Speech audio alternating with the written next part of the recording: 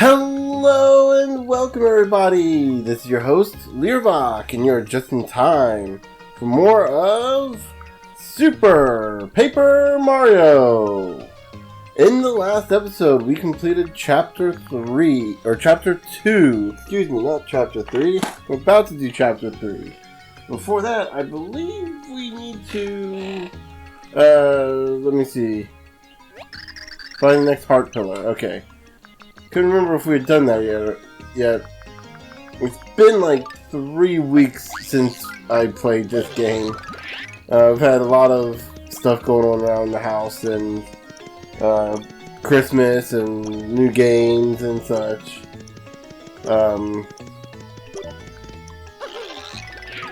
One of which being is I bought Control on the PC. For those of you that don't know what Control is, and there's a good chance a lot of you might not. I don't think it had a whole lot of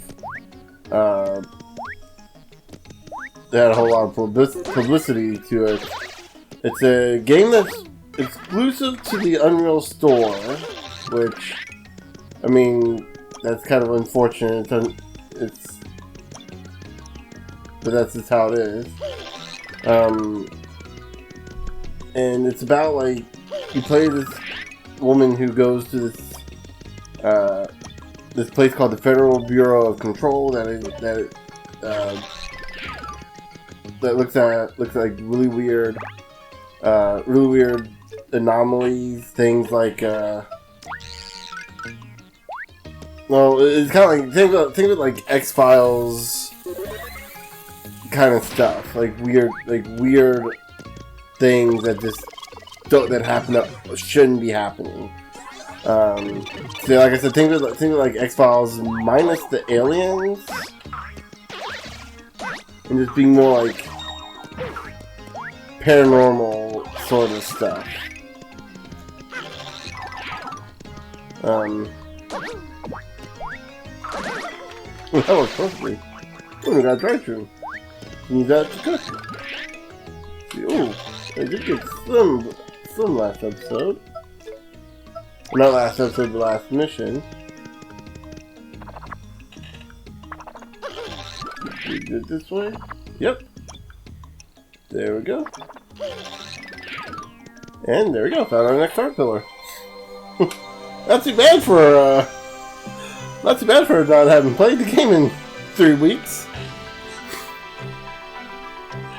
But yeah, so Control, like I said, is a really weird kind of game, and like I would say like part of the fun of playing the game itself is just finding out all these weird things. You pick up like all these classified documents and stuff all over the place, and they talk about like all these strange events and these items that are connected to strange events. They're called altered items, or objects of power, or this stuff like that. They got different like classifications for different things. It sounds all like obviously it sounds all scientific-y until you get to the naming process, where it's like, oh, this sounds like something a video game creator would have made, or someone who writes stories for a living who doesn't have any scientific background, because why would a scientist not use a Latin phrase?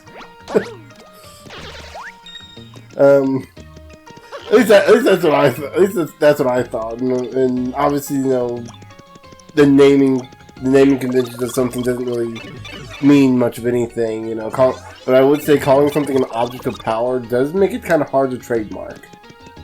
So I guess maybe it is scientific in that way, because you know because scientists don't tend to try and trademark. I mean, you make scientific discoveries. You're not going to try to copyright the name Brachiosaurus. I mean, once the scientific community accepted that that's the name of a long-necked dinosaur, they're not really going to care about, like, you know, movie rights or stuff like that. You're going to be famous just by the fact that you named it that.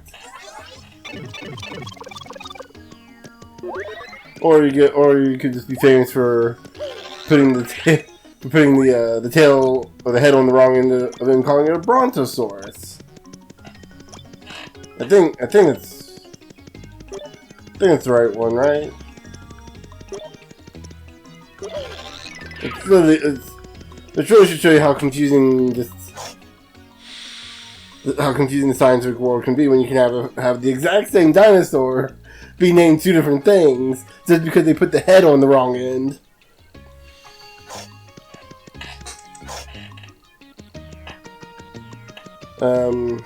Yeah, so we're going to go ahead and start chapter 3. Mario and his new friends opened the door, unsure of what they would find. All the while, Merle's words about finding the other two heroes rang in their minds. Were those other heroes somewhere in this new world? If not, where? Meanwhile, the creeping void grew larger and the skies above Flipside. The hopes of all worlds rested on the heroes finding the next pure heart. I recall this. Yeah, the thing is, yeah, this is the chapter. This is every RPG needs that weird chapter, needs that weird moment in it that just makes you go wow. And this is definitely one of them in this game.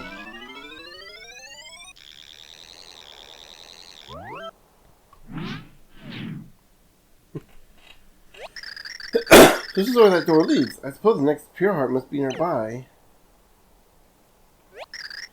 That's odd. I can feel it nearby, but where could it be? Ah!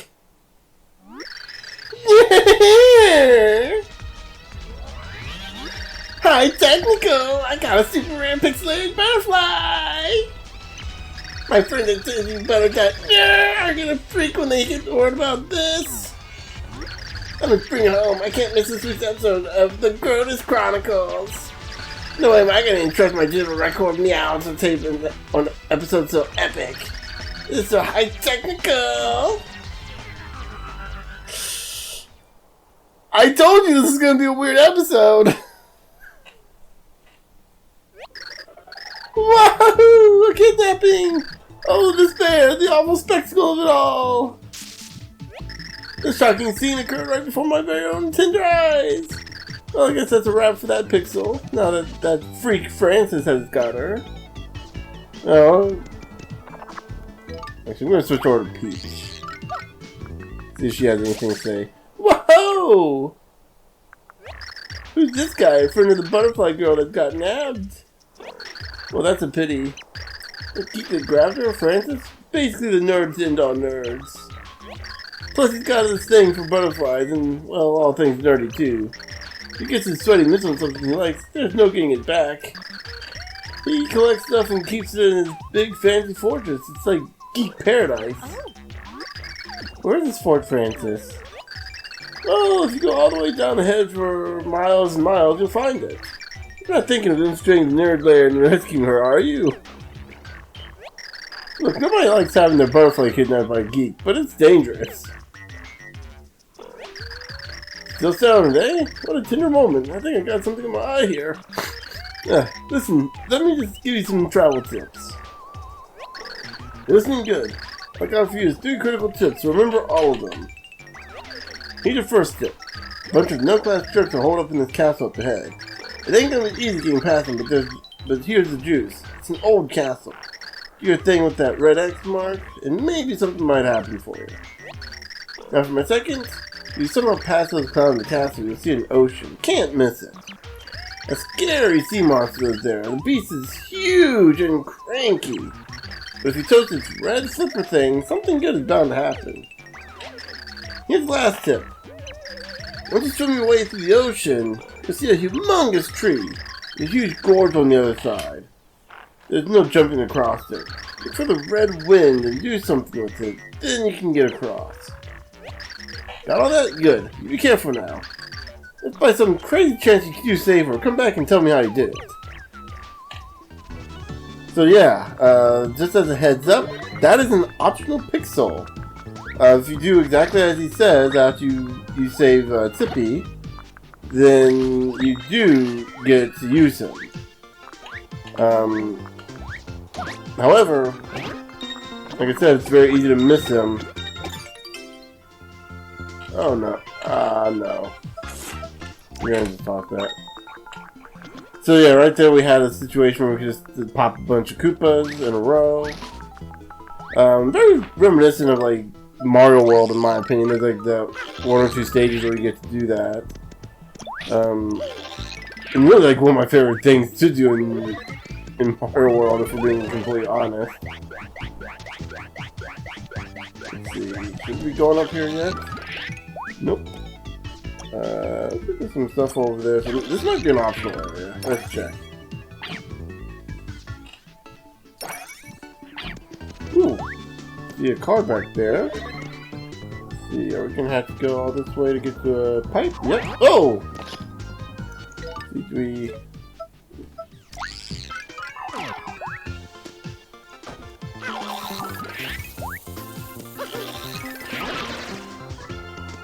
Oh, that's one way of getting it done. Wanted him dead. And... Really? Really? That's how we're gonna play?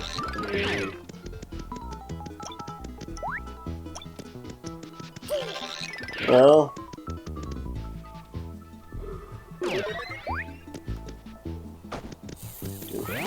Oh, come on. Oh, wait. I'm hitting the wrong buttons! Hitting the wrong buttons! So harking back to the groove of this game after so long. It's like with anything, I'm used to playing it one way, but at the same time, like I'm used to also playing on an actual controller instead of the Wii remotes, which having played the Wii remote and honestly haven't watched the Runaway Guys playthrough of Mario Party 8. Like as of now, I think they had just done some of their minigame showcase stuff, where they're doing like the non-party mode, non-board modes, or it's just like all these like all the crazy and fun ideas all the developers came up with that you can keep playing Mario Party for hours on end. Though, of course, we all know for a fact you're just going to be sticking with the boards. And with Mario Party 8, let's face it, you're probably just going to be sticking with the Koopa Tycoon board. Because, no, the other boards are really all that good. And hey, the one that's the closest emulates Monopoly, but actually fun.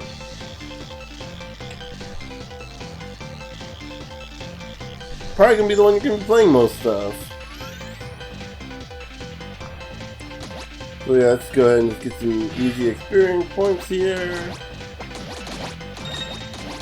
And just like wipe out everyone with star damage. I have a feeling this is alright. This is the correct way of going, and we should probably go back. Yeah.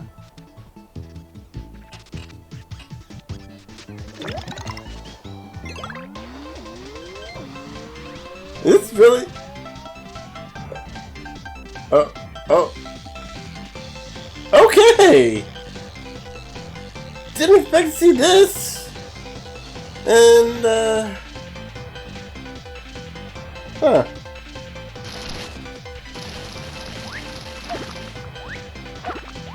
Oh no, Francis! Francis, run away! Run away from the giant Koopa! For once in our life!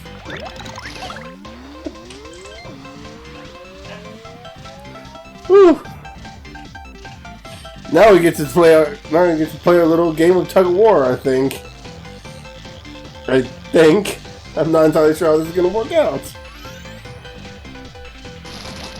Oh, it just kills him. Okay.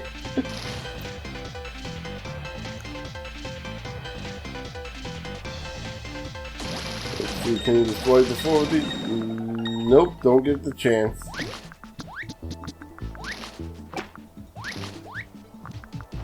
I mean, we basically just wipe 2 of them out and then that's it. Kind of feels like a waste if you ask me. Oh, that's right, you can push the button. Okay. I could do that. So, one thing I forgot to mention about Boomer is if you push the button to drop him while he's active, he'll just automatically explode. And there's a bit of a delay before you can actually do that, though. Let's see. Fall in between the red pipes. Okay. Oh, we get to go back now. Oh crap, we get to go back now. Gotta go all that way. Ugh. It's kind of a problem with this level, with the way this level is designed. A lot of level designs in Super Paper Mario is that it's not really designed to go backwards, especially once you get through a star part like that.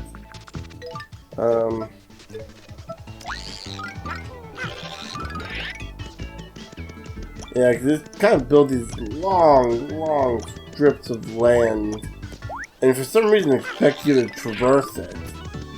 Even though there's nothing left to...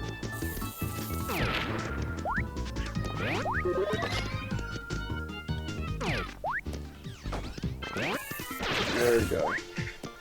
Even though there's like nothing left to traverse.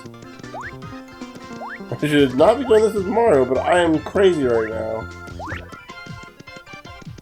Okay.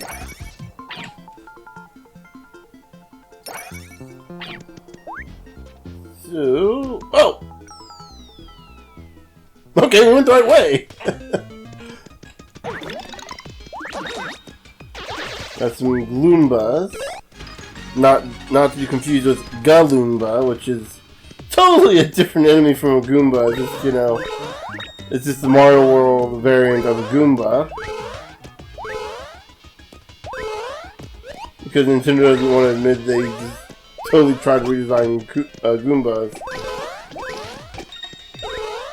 This feels very nostalgic.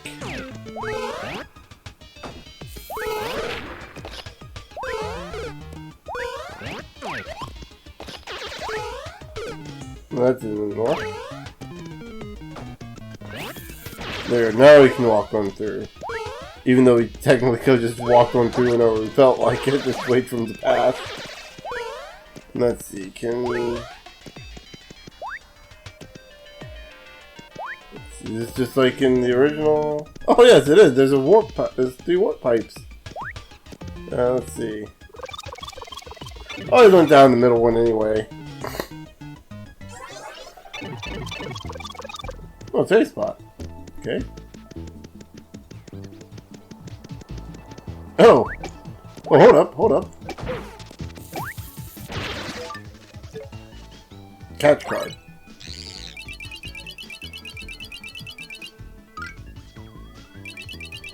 Oh. There we go. We got a Troopa Striker.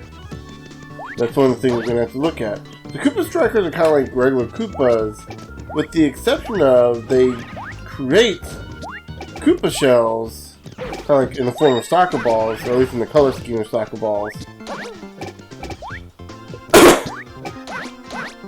And kick them at you. I kind of like this idea. It's a neat idea for a Koopa. And unfortunately, it doesn't really get played around with a whole lot outside of Paper Mario. I think the design's unique enough too that it's like fairly memorable. It looks like these warp points here might just take us to different sections of the next area, or not. Okay, wait. There's a treasure chest here. See what's in here? Ooh, a card, Magic Koopa card.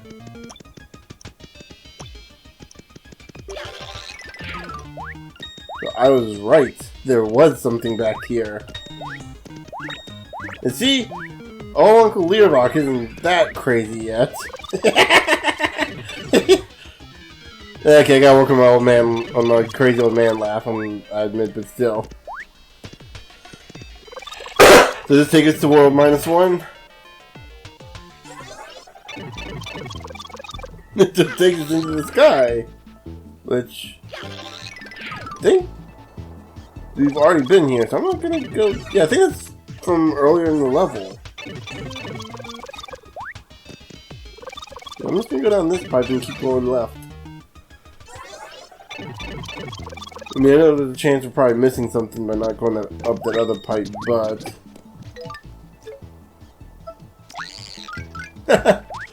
I forgot that you didn't take damage that way. That's cool.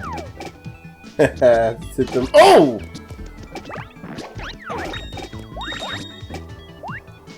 Send them flying around. There we go. What can we do here? Halt! Yeah, you, this is Bowser's castle. And his brother has done like chunks like you geeking up the place. If I felt like I could do a Cockney accent, I would definitely do a Cockney accent for these guys. You're about to get a complimentary nose job courtesy of my shell! In your face! Coming out, fellas! Yeah! Come and get some!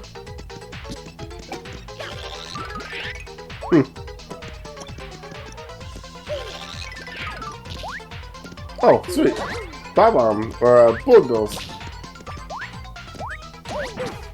Remember, the best time to level grind in Paper Mario games is when there's bullet bills all over the place.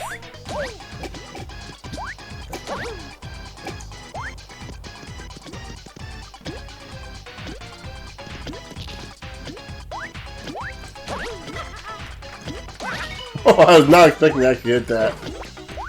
But that would actually be a pretty good spot to level grind. Just keep hitting the bullet bill up here. And then as the shell comes down, you just try to smack the shell. So this is probably going to be a little... There you go. Hit him. Ouch, that did not work out the way I thought it would. Ouch. Die already, jeez. Yeah, you can make us use a healing item.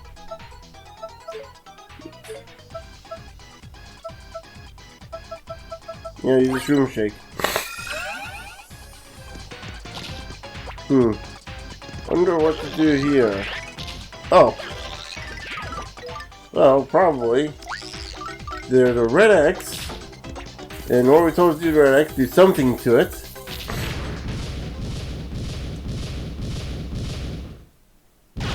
Yo! Oh. Ah! Please tell me someone didn't just blow up my awesome lair.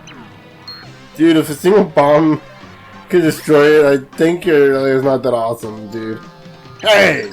That's Dash from somewhere? Mario and Princess Peach? Why do you always have to do that? It's like the 100th time you showed up at my castle and screwed everything up. Roar! Oh great, we get a Oh. Interesting special effects here. Like now you've entered the Fortress of Pain, Mario. No more sequel. This could end right here, right now, once and for all. So yeah, we gotta fight Bowser. Ouch! Actually, you have to use Boomer on him.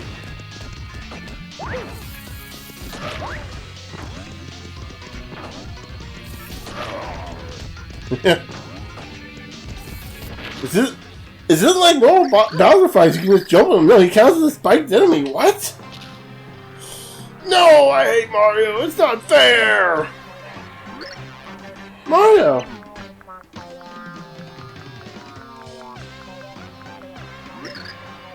Are you okay? Ah, Princess Peach. My lovely wife. Your wife?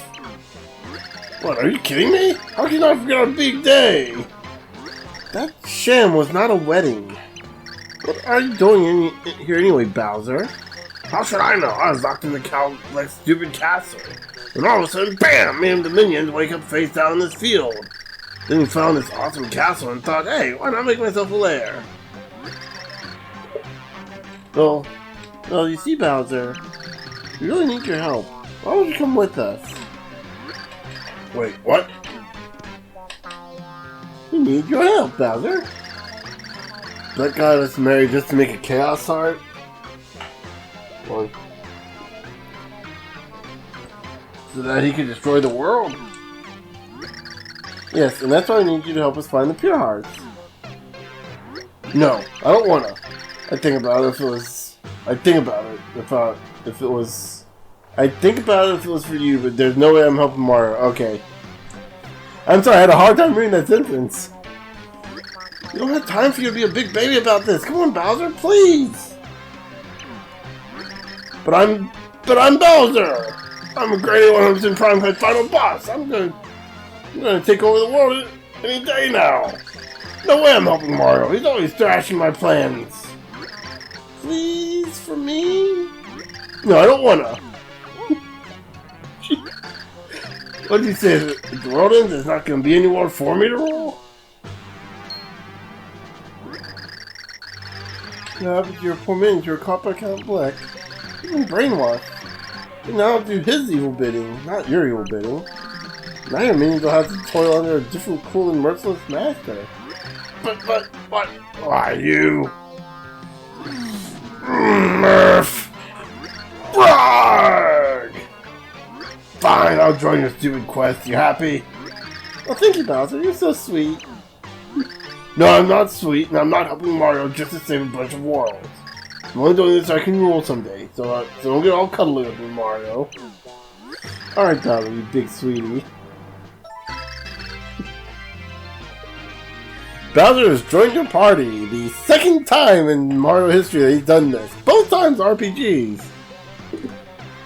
I guess technically if you count Bowser's Inside Story, which I think came out after this game, so yeah, still, this is the second time. When controlling Bowser, you press down on the D-pad to breathe fire onto your opponents. His breath is ferocious, so use it to drop any enemy that stands in your way. Lord Bowser! Your crabbiness, are you leaving us? What? Oh yeah, minions. Hold down the fort until I return. Hey there, stay with us, sir. Oh, sir, it seems like Count Black has brainwashed some of your loyal hinge people. They're probably going to be forced to attack you, so feel free to dole out punishment. Of course, it doesn't come along and defend you, but, you know, we gotta just get in the way. Count Black, count for us! Yeah, anyone who wears a cape and a monocle is just begging for a beating. That is so true.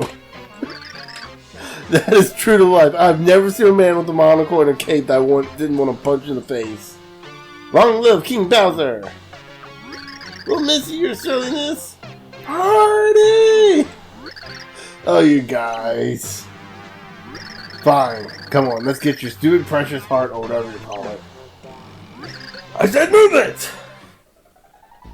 So now we get to play as Bowser! Yeah, he basically moves around like everyone else does. He feels a bit slower, but I think he still travels the same amount of ground. This is bigger size. You press down on the D-pad to breathe fire, which is like the most powerful move in the game. No joke. But anyway, like it's like right now I think it deals like 10 damage. I think just right off the bat, or deals like twice as much damage as whatever your current attack score is. Something like that. But anyway, we're going to go ahead and save our progress and in the episode. So until then, until next time, I'll see you guys later.